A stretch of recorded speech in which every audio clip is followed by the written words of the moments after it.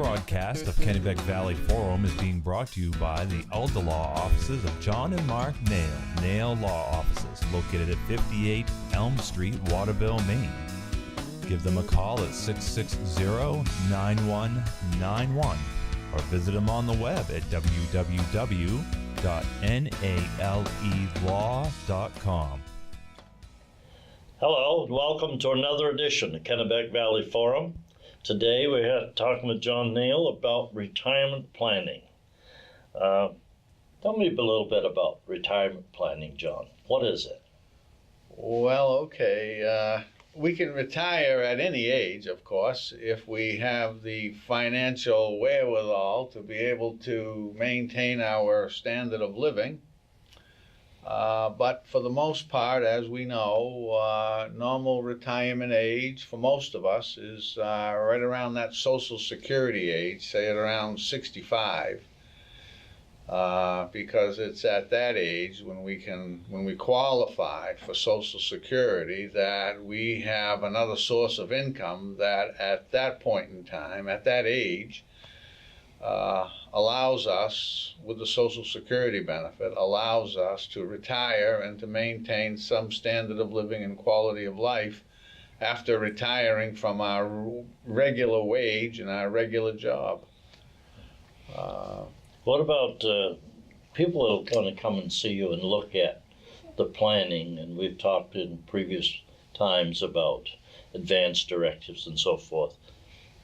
This is a holistic approach to it, and you've got to look at their assets, their income, and all the Social Security side of it.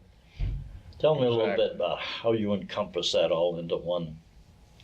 Okay, Clyde.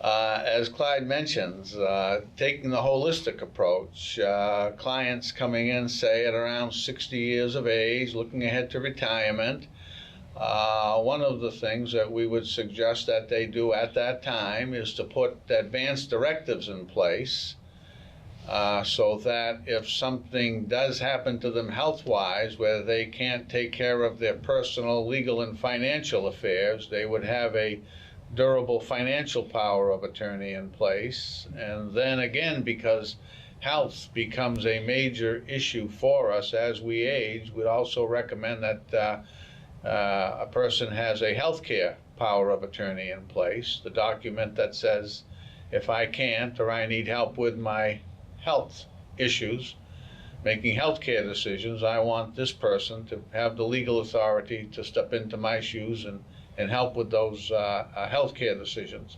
Talk to my doctor, make the decisions about type of care that I'm going to receive, I need, where I'm going to receive it. So you're right, as we're helping them look ahead towards retirement, we want to make sure that they would have those documents in place, those advance directives in place, and then we would talk to them about their retirement options. Mm-hmm. For example, the Social Security benefit is a benefit that if you qualify for by having 10 years, at least 10 years of a work history, you're going to qualify for a Social Security retirement benefit. And the earliest that we can start collecting Social Security retirement on our own is 62 years of age. But we should remember that by retiring early, we're going to take a reduced amount. If we retire, for each year that we retire early from our normal retirement age. Okay, which is 65. Well, it used to be 65 for those born earlier than 1944. The retirement age is 65. After 1944, it's increasing. So probably 65 might be a normal retirement age for a lot of folks. Could be 68 and a half or even 70. Right, but it could be 70. But what you have to remember is that for each year that you retire early than your normal retirement age, you're going to receive a 8% reduction in your benefit. So Okay. if a person retires at 62 and their normal retirement age is 66, they're going to receive a benefit reduced by 32%. But the same holds true if we retire later than our normal retirement age. For each year after our retirement age that we retire, we get an 8% increase in our benefit. And we can get that 8% increase for 4 years. So it's possible to receive 132% of your normal retirement benefit if you retire 4 years later. That sounds like you got to have a whole lot of planning here. If you've got a small pension that you retired from a company, let's say, or a military, or whatever the case may be, you've got a small pension. Maybe you might be better off to wait and use that as best you can to get a little bit more retirement and going on. And I think that would come under your venue of planning to bring it together for retirement. You're exactly right. Clyde is exactly right. Sometimes it works best for somebody to retire, okay, and not collect Social Security, not apply for their Social Security benefit, but instead to do as Clyde has suggested, maybe live off your pension, live off other retirement income, such as IRAs or 401ks or 403bs or Roth IRAs. So if you want to leave your place of employment, retire, and you can delay your Social Security benefit because you have other assets to rely on to get you through until you start collecting your Social Security benefit, then that is something to consider.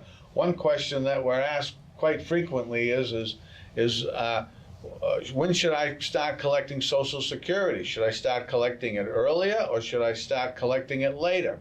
And the question there is, it boils down to how is your health? If you have good health, then you would start collecting later because chances are you're going to want that larger payment for a longer period of time. But if you're in poor health, you may want to take it early. Sure. And then, of course, do you have enough money to delay collecting if you decide to delay collecting Social Security? Or do you need the money at age 62? So how's your health and how's your assets and other income?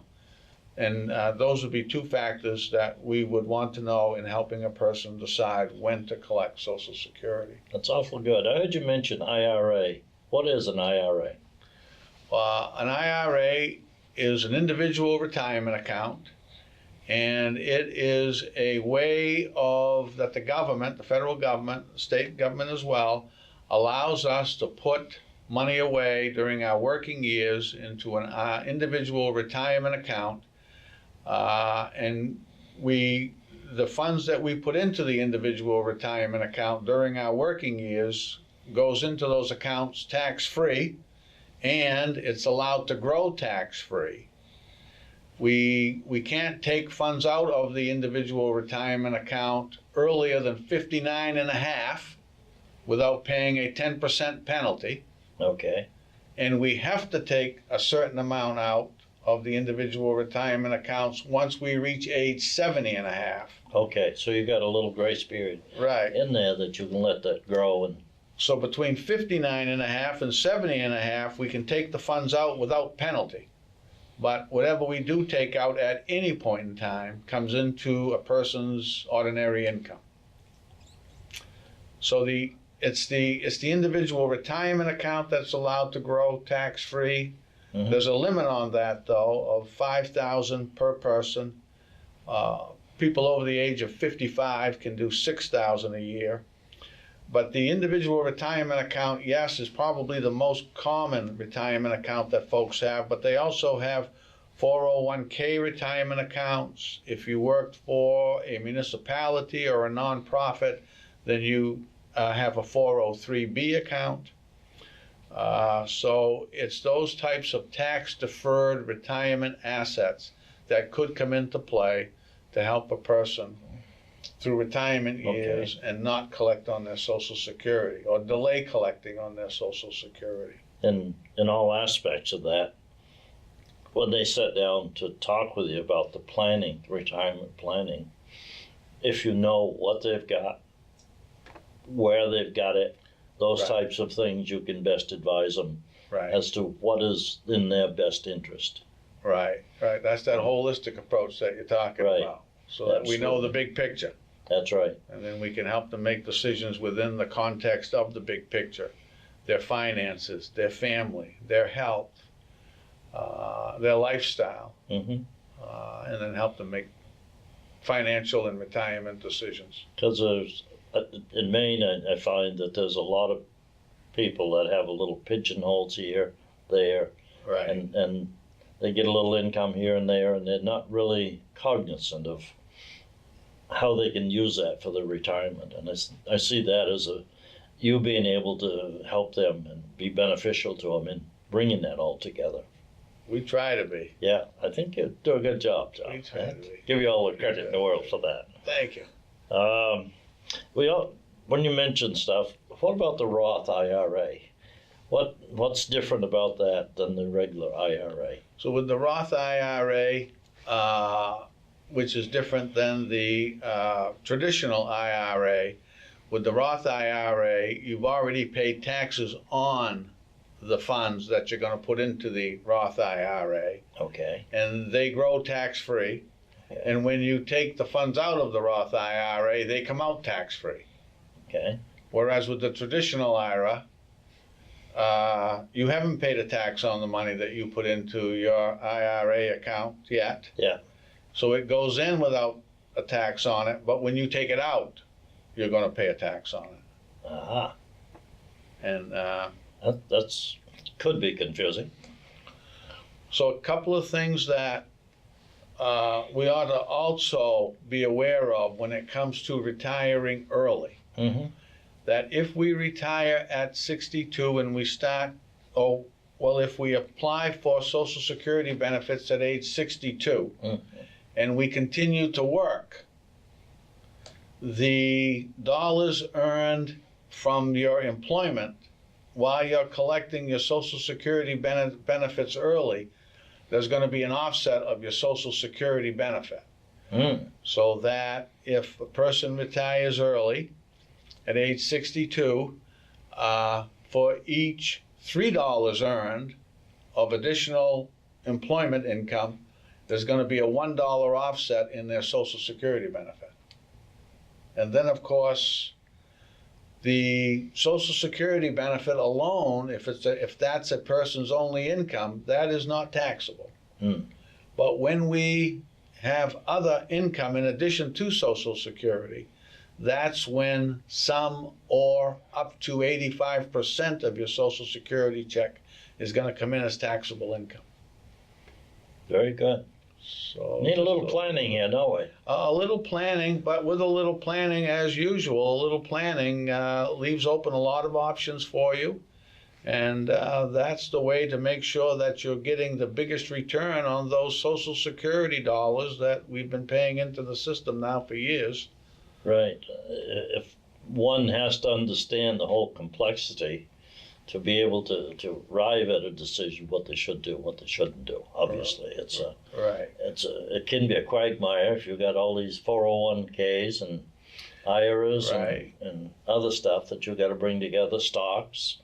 That's a whole different animal that brings income in as well. So to know when to retire, I think, is part of the secret that you can bring to bear and say, what do you want?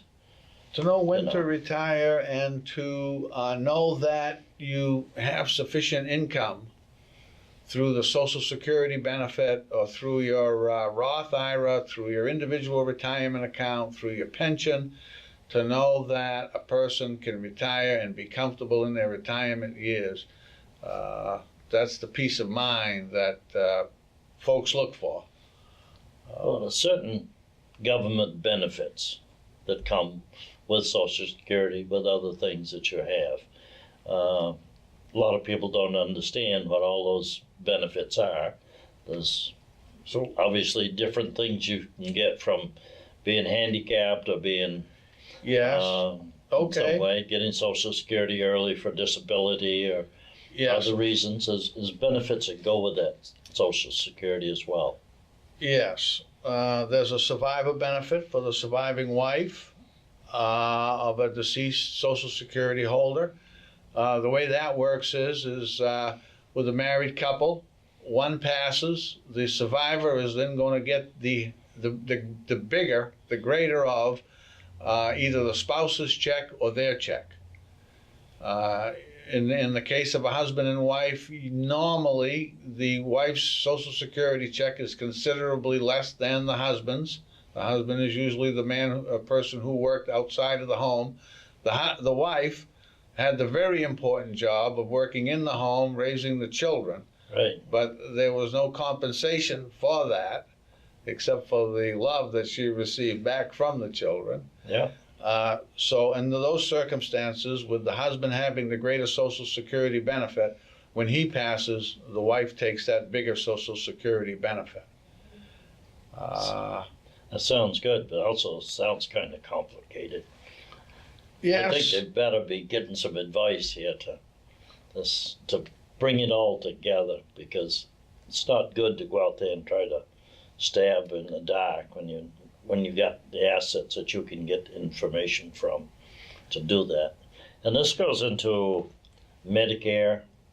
There's a lot in Medicare that we need to talk about, John, that So plays a role into it. the other government benefit that Clyde suggests that we talk about is the Medicare benefit. And like with Medicare, we have to sign up at 65. You can qualify for Medicare earlier, Medicare now, not Medicaid.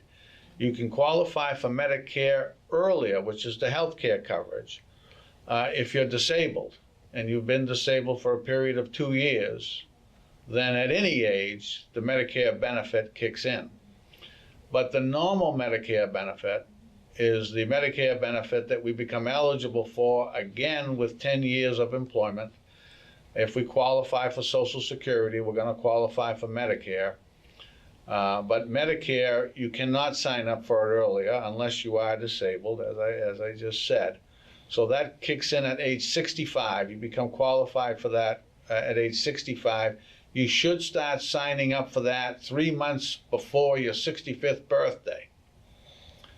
And the Medicare benefit is really a great benefit for our elders. We know that Medicare is made up of 4 different parts now. It would be good if it was a lot simpler. But we know now that we have Medicare Part A, and that's for our hospital stays, our rehabilitation and skilled care in a nursing home, and surgery and different things like that. That's Medicare Part A. Okay. Now, we pay for that as we during our working years. Mm-hmm. So when we retire, Medicare Part A, we get that at no charge. We've already paid for that. Medicare Part B, which is the doctor's visits and diagnostic testing, preventive measures. Medicare Part B, we have to pay for, and it starts at $104.60 a month, I believe, but it can work its way up depending on your income. It can be as high as $365 a month. Wow. Depending on your income for Medicare Part B. But Medicare Part A and B don't cover all expenses. There are co-pays and deductibles. So to cover those expenses, we have to get a Medicare supplement policy to cover the co-pays and deductibles. And that runs usually about between $250 and $300 a month for that type of coverage. And then, of course, there's the Medicare Part D, which is our prescription drug coverage. And we also have to have that in place, too, at our 65th birthday. If we don't have a Medicare Part D program, policy, and we don't have coverage through an employer or coverage in another way, then we're going to be penalized 1% of the premium per month that we do not have it after age 65, and that penalty stays in place for the rest of your life. Wow. So if you delay in getting the Medicare Part D prescription drug for a year, you're going to pay a 12% penalty, 1% a month for 12 months for the year that you delayed. You're going to pay that 12% penalty for the rest of your life. Wow, I didn't know that. Same That's thing with right. Medicare Part B. If you don't sign up for Medicare Part B, you're going to pay a 10% penalty for every year that you delay signing up for that. So it makes a lot of sense if you're thinking about retirement, have a good discussion with somebody about Social Security, when to collect it, how to collect it, whether your spouse can collect on yours at her age or not, and then also to have a good full discussion about Medicare, Part A, B, C is the Medicare Advantage programs, and I'd advise folks to be very careful about the Medicare Advantage programs. The Medicare Advantage programs can look very attractive up front. Maybe there's no premium for it. Maybe your Medicare Advantage plan will even pay your Part B premium of $104.60 a month. But if you look deeper into the policy, there's going to be some big copays there for you. So I would be very careful with that. To us, we have the best luck with the Medicare supplement plans. They're straightforward insurance policies. Okay. You get your Medicare Part A, your Medicare Part B coverage, copays and deductibles are picked up by this plan. Okay, that sounds good. I know in some cases you have to have Medicare Part B, Yes. but you can't get it in, like retired military, for instance. If Okay. they have to sign up for Part B, whether they like it or not, and pay for it, but there's no benefit to them for doing it, but they still have to do that. They should know that. Well, yes, they sign up for that Medicare Part B, but the military retirement plan, which is known as, what is that? Well, there's several of TRICARE. them. Yeah, TRICARE. Yeah, TRICARE. TRICARE for life. Yeah, TRICARE for life. Yeah, those are very good policies. If you're retired military and you have that type of coverage, you won't be needing the supplements and the different things like that. You have a good plan. So looking at Social Security, the other retirement assets that a person may have to go along with the Social Security check. There is no lump sum benefit to Social Security. Well, at death, there's a $250 burial survivor benefit payable to the surviving spouse, but it's not as though it's an account that somebody can go to and withdraw No. thousands of dollars. It's just you're going to get your monthly check for as long as you're alive. That's right. So whether or not to collect early or later, and then do you have sufficient assets to carry you through that waiting period if you are going to delay applying for your Social Security benefit, and then helping folks get into Medicare, get the supplement policy that they need, and put the advanced directives in place that we just talked about with Clyde, and assure the client that they're doing the right thing and giving them the peace of mind that they all want and we all deserve when we retire. Well, I think looking at the advanced directives and looking at the retirement planning, John, if you take me, for instance, let's say I'm ready to retire. God knows I'd like to. But I have a mortgage, I have bills I have to pay. I want to file for Social Security. I have another pension. I got a few stocks.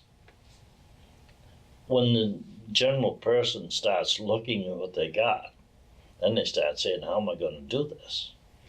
Right. And that's when they need some consultation and some advice as to what is good for them and what isn't, because not every apple fits into the same bowl, so to speak. Yes, right. We're all different. That's right. Yeah. And we all have different quality of life issues that we want to deal with. And Yeah. so forth. So it's very complicated when you come right down to it, and it's very important because if you don't plan now, you're going to have a disaster later. Okay. Yeah, that very often happens. But by planning now, we like to give our clients the options that they have and help Right. them make an informed decision and give them peace of mind in their retirement years. Oh, I think that makes perfect sense. It really does, because if you get down at the end of the road there and you're beginning to frail away and you say, gee, I can't remember where I had this or where I had that, what am I going to do now? And it's time to get in early into the game and do the planning, I think. Yes. I support that 100%. Being an economic development planner, I can appreciate that Right. a little bit. Anything that we have missed, John, that you would think of in for retirement planning? Because we've covered quite a gambit of it, and to bring it all together, there's going to be a lot of people out there saying, well, gee, what was all that mishmash? Well, best thing to do is call somebody that understands that and to work with them in their planning. Yeah. At around age 60, if people started thinking ahead a little bit, putting the advanced directives in place, looking at early retirement, taking an inventory of their assets and their other retirement assets and helping them make an informed decision as a single person or as a family, putting the advanced directives in place, taking a look at life insurance policies and other types of assets that they have, and giving them a good retirement plan. It's absolutely right. I agree with you 100%, because without that, people are just going to be trying to survive. And it just doesn't work all that well. Well, anyways, I want to thank you, John, for spending a little time with us today talking about retirement planning. And I'm sure they know how to get in touch with you. If you can, Sure. What's the telephone number for getting a hold of you? If we can help, 660-9191, right here in Waterville. Yeah, and it's about elder care. It's Elder Law, that's all we do. right, and there's others out there that practice that as well as you. And to be fair to everybody, but I certainly think that you have the ability and have the staffing to do a great job. I really do. Thank you, Clyde. Yep. And that's it for another edition of Kennebec Valley Forum. We'll see you next time.